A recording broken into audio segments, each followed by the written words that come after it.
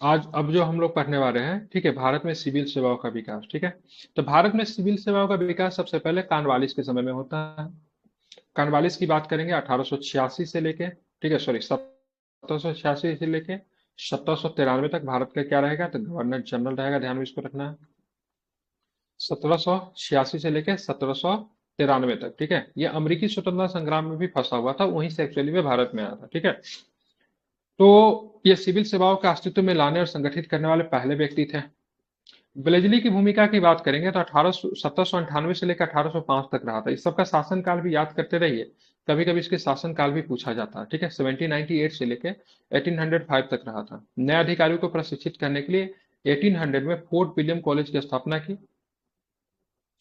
Court of directors द्वारा fort William college का स्वीकृति मिलने के बाद 1806 में इंग्लैंड में ईस्ट इंडिया कॉलेज की स्थापना की गई थी, ठीक है। तो ये 1806 में इंग्लैंड में ईस्ट इंडिया कॉलेज की स्थापना की गई थी। अब फोर्ट विलियम कॉलेज का मुख्यतः रोल क्या था, जो अधिकारी जो आते थे लंदन से या फिर बाहर से जो अधिकारी आते थे ब्रिटेन से, तो उनको भारतीय भाषाओं का यहाँ पे प्रशिक्षण दिया जाता था। लेकिन कोर्ट ऑफ डायरेक्टर्स ने अनुमति नहीं दी, इनके वजह से 1806 में इसको शिफ्ट कर दिया गया। फिर 1853 का समय आता है। 1853 में कंपनी के संरक्षण को समाप्त किया गया और खुली प्रतियोगिताओं के माध्यम से भर्ती भर्ती का प्रावधान किया गया।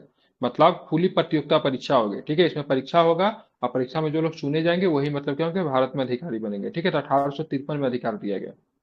फिर 1861 में क्या होता है, 1861 में क्या होता है, भारतीय सिविल सेवा अधिनियम आता है। ग्रीक और लैटिन की शास्त्रीय शिक्षा के आधार पर अंग्रेजी भाषा में इंग्लैंड में परीक्षा आयोजित की जाती थी, ठीक है। साथ में आपको क्या आना चाहिए, ग्रीक और लैटिन आना चाहिए, और साथ में ये परीक्षा कहाँ पे होगी, इंग्लैंड में होगी, और उसकी भाषा क्या होगी, अंग्रेजी होगी। अधिकतम जी। स्वीकार्य आयु को धीरे धीरे मतलब क्या कर दिया गया, कम कर दिया गया। ठीक है, 1863 में पहले भारतीय की बात करेंगे तो सत्येंद्र नाथ टैगोर सिविल सेवा के लिए अर्हता प्राप्त करने वाले पहले भारतीय कौन थे, ठीक है, सत्येंद्र नाथ टैगोर थे, जो कि 1863 में चुने गए थे। ये भी आपको ध्यान में रखना है, ये पहले भारतीय थे, ठीक है।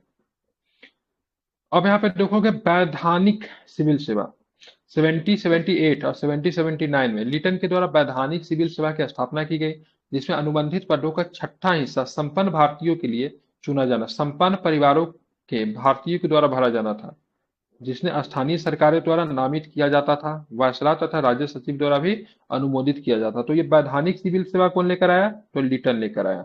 और लिटन ने मतलब उम्र सीमा भी मतलब क्या कर दी थी, कम कर दी थी, ठीक है। 21 से कम कर कर कितनी कर दी थी लिटन ने, 18। 19, 19 था ना, 19 था। 19, हम्म। ठीक है। अब देखिए एचिसन समिति, एचिसन समिति कब आती है, 1886 में आती है। इसमें अनुबंध और अनुबंध खत्म करने जैसे वर्गीकरण को हटाने, सिविल सेवा को इंपेरियल इंडियन सिविल सेवा, ठीक है, ध्यान रखेंगे, प्रांतीय सिविल सेवा को भारत में परीक्षा, आधुनिक सिविल सेवा को भारत में परीक्षा में वर्गीकृत करना, और वायु सीमा को फिर मतलब क्या करना था, 23 वर्ष, ठीक है, ध्यान रखेंगे। गलत पता, 23 से शायद कम करके 21 किया था, एक बार चेक कर लीजिएगा, ठीक है। 23 वर्ष करने की सिफारिश की गई थी, ठीक है।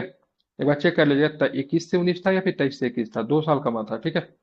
तो यहाँ पे देखिए एचिसन समिति जो 1886 में आई थी, वहां पे दो चीज हुआ था, ठीक है। सिविल सेवा को इंपेरियल इंडियन सिविल सेवा, इसकी परीक्षा इंग्लैंड में होगी, कहाँ पे होगी इसकी परीक्षा, इंग्लैंड में होगी।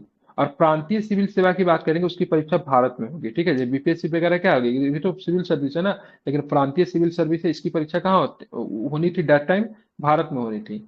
अधीनस्थ सिविल सेवा की बात करेंगे, उसकी भी परीक्षा मतलब भारत में होनी थी। मतलब तीन कैटेगरी में इन्होंने वर्गीकृत कर दिया। और परीक्षा की आयु सीमा बढ़ाकर मतलब एचिसन समिति ने 1886 में 23 वर्ष कर दिया। अब आता है मैनफोर्ड सुधार की बात करेंगे, बड़ा इंपॉर्टेंट है। इसने भारत और इंग्लैंड में एक साथ परीक्षा आयोजित करने की सिफारिश की। और पहला परीक्षा जो था 1922 में होता है, भारत और इंग्लैंड में एक साथ। और भारत में परीक्षा इलाहाबाद में होता है, कहाँ पे होता है, ठीक है, इलाहाबाद। इलाहाबाद में ये परीक्षा होता है, ठीक है। सर, तो मैनफोर्ड समिति 21 ने, से हाँ, 19 वर्ष ही किया गया था सर। अच्छा ठीक है, हाँ सर, 21 से लॉर्ड 19 वर्ष, लिटन ठीक की है, भी मैं, इबादत नहीं थी सर। हाँ ठीक ठीक, 21 से 19 वर्ष, मैं थोड़ा कंफ्यूज हो गया, नीचे 23 देखा ना इस वर्ष। एचिसन में 23 वर्ष था, ठीक है, ध्यान में रखना है, ठीक है। अब आता है मेनफोर्ड सुधार 1919 में आया था। इसमें क्या था, 1922 में भारत और इंग्लैंड में एक साथ परीक्षा होती है। और पहली परीक्षा कहाँ पे हुई थी, 1922 में हुई थी। और कहाँ पे हुई थी, इलाहाबाद में हुई थी। एक तिहाई भर्तियां भारत से ही की जानी थी तथा इसे सालाना 1.5% की दर से बढ़ाया जाना था। तो एक तिहाई भर्ती भारत से होती थी, और प्रतिवर्ष 1.5% बढ़ता था। फिर आएगा ली आयोग। ली आयोग कब आया, 1924 में ली आयोग आया, ठीक है। राज्य सचिव को आईसीएस की भर्ती जारी रखनी चाहिए, जैसे इंजीनियर सेवा की सिंचाई शाखा, भारतीय वन सेवा आदि। शिक्षा आदि जैसे हस्तांतरित क्षेत्रों के लिए भी भारतीय प्रांतीय सरकारों के द्वारा की जाएगी। यूरोपीय और भारतीयों के बीच 50-50 समानता के आधार पर आईसीएस में सीधी भर्ती 15 वर्षों में की जाएगी, ठीक है। और यहाँ पे लोक सेवा आयोग की भी स्थापना की जाएगी। तो लोक सेवा आयोग की स्थापना करने ली कमीशन ने अनुशंसा की थी। हालांकि आयोग की स्थापना 1926 में किया गया था। कब किया गया था? तो 1926 में, 1926 में आयोग की स्थापना किया गया था, लेकिन इसकी अनुशंसा ली आयोग ने की थी, 1924 में की थी। तो यहाँ पे बोला गया था भाई यूरोपीय और भारतीय जो आईसीएस अधिकारी होंगे उनका अनुपात कितना होगा? आधा आधा होगा, ठीक है। और सीधी भर्ती होगी, 15 वर्षों में उनके अनुपात को आधा आधा कर दी जाएगी, ठीक है। ध्यान में इसको रखना है। और इसने बोला इंजीनियर सेवा, पहले जानते हैं आईसीएस में इंजीनियर सेवा भी होता है, इंजीनियर भी आईसीएस की परीक्षा के माध्यम से भी चुन कर आते। तो भारतीय वन सेवा तो अभी भी आईएएस का हिस्सा है, लेकिन उस समय मतलब आईसीएस में होता था। अब भारत सरकार ने 1935 में संघीय और प्रांतीय लोक सेवा आयोग की सिफारिश की गई। भाई लोक संघ के लिए अलग होना चाहिए और प्रांत के लिए अलग होना चाहिए लोक सेवा आयोग, जो कि अभी भी आपको देखने को मिलता है। ये सारे के सारे आपने जो देखा, ये जो सब कुछ देखा, ये आपका कि भारत में सिविल सेवाओं का विकास से संबंध आपने देखा इसे, ठीक है। अब जो पढ़ेंगे ब्रिटिश नीतियों पर कृषि प्रभाव। तो ब्रिटिश नीतियों पर कृषि प्रभाव है, यहाँ से प्रश्न भी होते हैं, ठीक है। तो वारेन हेस्टिंग्स की राजस्व प्रणाली की बात करेंगे, जिसको हम लोग इजारेदारी कहते थे। ध्यान रखेंगे, उन्होंने राजस्व प्रणाली की व्यवस्था में इजारेदारी प्रणाली को अपनाया। बोली लगाने वाली प्रणाली के आधार पर चुने गए ठेकेदारों या फिर जमींदारों को 5 साल के लिए राजस्व एकत्र करने का अधिकार दिए जाने लगा, ठीक है। ध्यान रखेंगे, ठीक है। तो यहाँ पे इजारेदारी व्यवस्था के जनक कौन थे? वारेन हेस्टिंग्स से। इनको 5 साल के लिए मतलब क्या होता था? बोली लगाने पे इनको मतलब अधिकार मिल जाता था। लेकिन ध्यान रखना 1777 में इसको वार्षिक बना दिया गया। क्या बना दिया गया?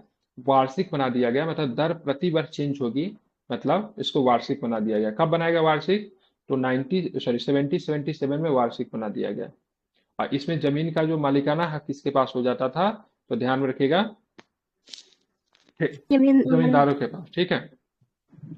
ठेकेदार जमींदार द्वारा जबरन वसूली या उत्पीड़न उनके लाभ पर केंद्रित था और किसानों की कल्याण की उपेक्षा की गई थी, ठीक है। प्रारंभिक जमींदारों की बोली को हतोत्साहित किया गया। परिणाम स्वरूप कई वंशानुगत जमींदारों को हटा दिया गया और नए लोग आपको इसमें देखने को मिलते हैं। अब आता अस्थाई बंदोबस्त।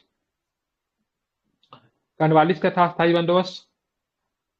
और इजारादारी की बात करेंगे तो ध्यान रखें किसका था? वारेन हेस्टिंग का था। अस्थाई बंदोबस्त की बात है फिलिप फ्रांसिस हेस्टिंग्स के परिषद के सदस्य ने 1776 में एक अस्थाई भूमि राजस्व बंदोबस्त का प्रस्ताव रखा था। किसने? फिलिप फ्रांसिस ने रखा था, लेकिन इसका जनक की बात करेंगे, ठीक है, कार्नवालिस जी थे। कार्नवालिस को जमींदारों के साथ अस्थाई भूमि राजस्व बंदोबस्त के निर्देश के साथ गवर्नर जनरल के रूप में भेजा गया था, ठीक है। तो अस्थाई बंदोबस्त के जनक कार्नवालिस थे, लेकिन सबसे पहले प्रस्ताव जो था, विचार किसका था? तो फिलिप फ्रांसिस का था। उन्होंने इस मुद्दे की जांच करने के लिए खुद सर जॉन शोर और जेम्स ग्रांट की साथ एक समिति भी गठन किया था, ठीक है। इस मुद्दे पे जांच करने के लिए एक समिति बनाया गया था, जिसमें कौन थे? जॉन शोर थे और साथ में जेम्स ग्रांट थे। ये ब्रिटिश शासन का लगभग 19% क्षेत्र कवर करता था, ठीक है। तो अस्थाई बंदोबस्त पे कितने प्रतिशत क्षेत्र थे? 19% क्षेत्र आपका हुआ करता था। कहाँ कहाँ पे लागू किया गया? बंगाल और बिहार में शुरू किया गया, तो तब फिर इसे उड़ीसा और बनारस और उत्तरी मद्रास तक इसको विस्तारित किया गया, ठीक है। कौन सा? अस्थाई बंदोबस्त, ठीक है। जमींदारों की उनकी जमीन पे मालिकाना अधिकार दे दिए गए थे। 1790 में 10 साल का बंदोबस्त किया गया, उसके बाद 1793 में अस्थायीकरण कर दिया गया, ठीक है। तो 1790 में 10 साल के लिए था, बाद में 1793 में इसका अस्थायीकरण हो गया, ठीक है।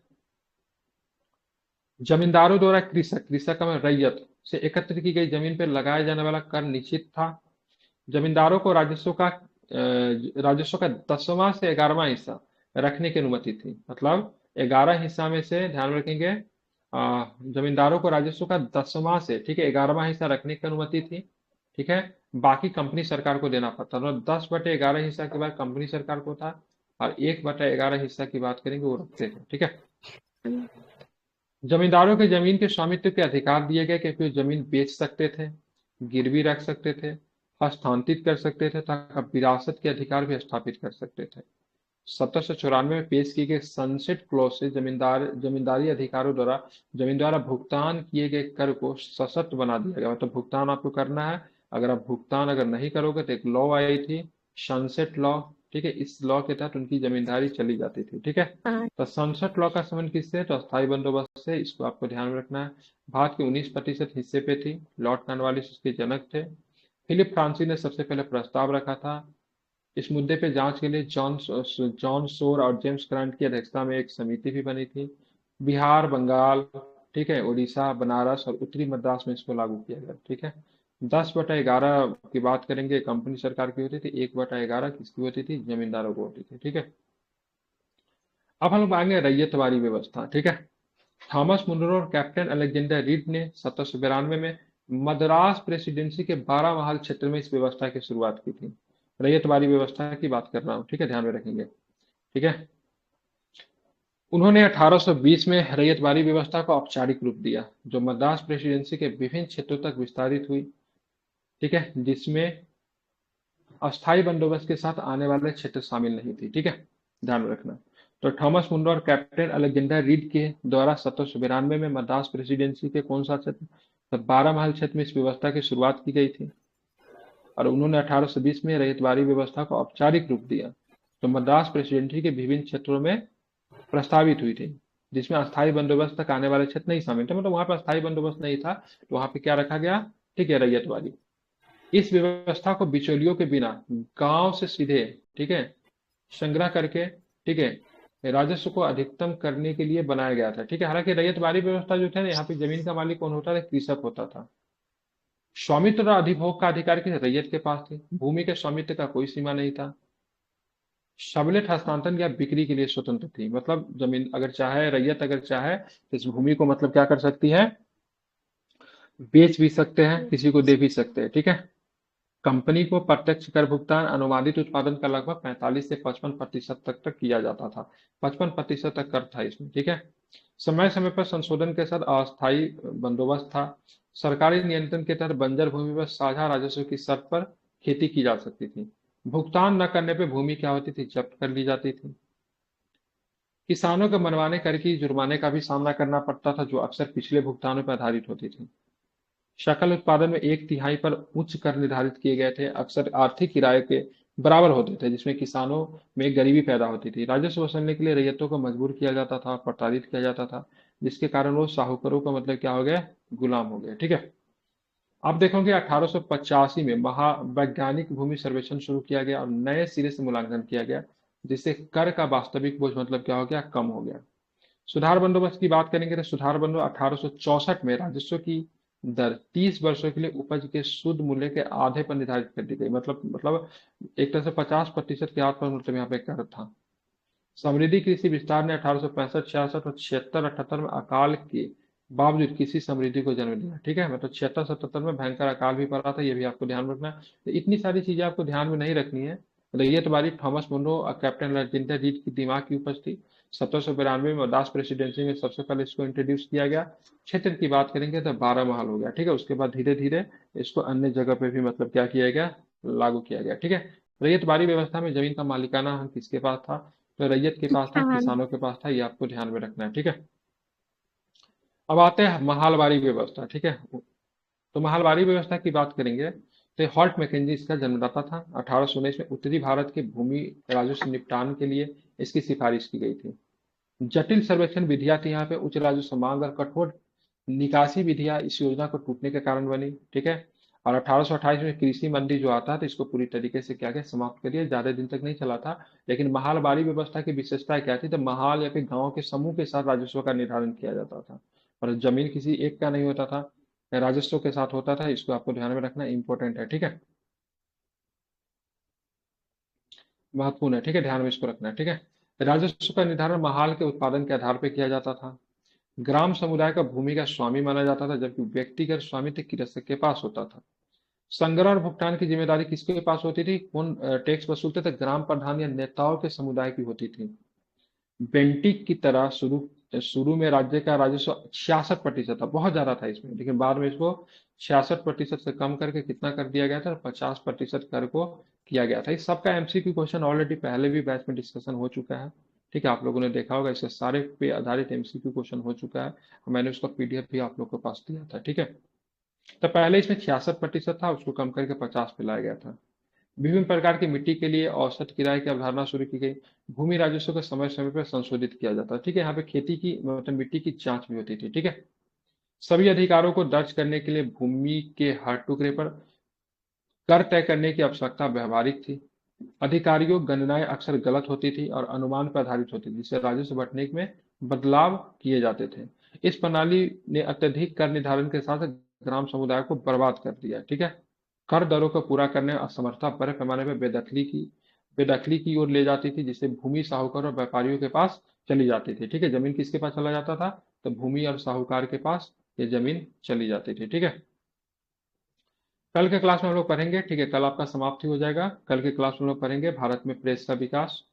ठीक है, और इस सब पे एमसीक्यू क्वेश्चन हम लोगों ने पहले किया है। ठीक है, तो इस पे सब पे एमसीक्यू क्वेश्चन ऑलरेडी आपको बना हुआ है, प्ले स्टोर यूट्यूब पे जाके आप उसको रिवीजन भी कर सकते हैं।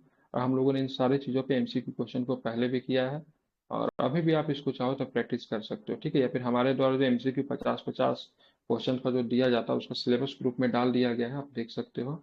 ठीक है, सर और इसको भी चाहे तो आप लोग लगा सकते हैं। देखिए यहाँ पे सिलेबस है। ठीक है, ये आपकी सिलेबस रही, 50-50 क्वेश्चन आपको प्रतिदिन मिलता है। अभी कितना दिन तक मिल गया आप लोग को, 8 दिन सर मिला सर।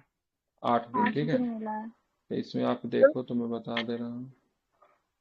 सर कह रहे हैं कि वो जो यूथ वाले से करवाए हैं वही ना, उसी के बारे में बोल रहे हैं। वाईसीटी, हाँ, तो उसमें तो सारा क्वेश्चन ऑलरेडी हो चुका है ना उसमें।